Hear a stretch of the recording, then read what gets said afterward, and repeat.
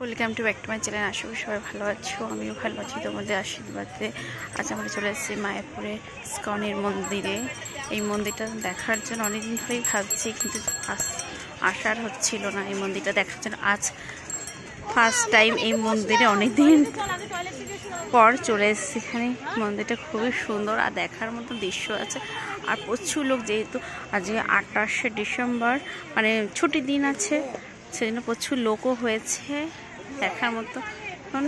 আর আমরা যেহেতু প্রসাদ খেয়েছি, এখানে টিকিট দেওয়া আছে 70 টাকা করে, আর যদি খিচুড়ি খায় তাদের 50 টাকা করে, দুরকম টোকন দেওয়া আছে।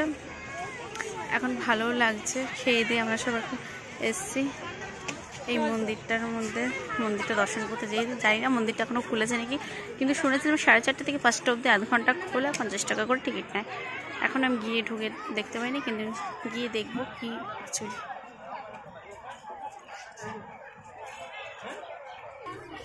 দেখো প্রচুর লোক মাঠে সব বসে রয়েছে, যে যার মতো ভিডিও করছে, আবার যে যার মতো ঘুরছে। অনেক লোক, প্রচুর লোক টিফিনও করছে, ঠিক আছে। আর এইটা তো আমি যখন এসলাম তখনও মন্দির থেকে দেখেছিলাম মন্দিরটাই আছে।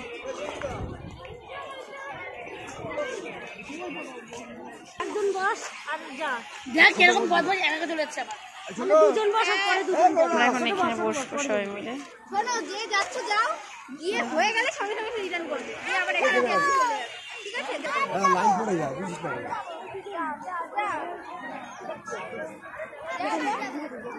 দেরি হবে 1 ঘন্টা।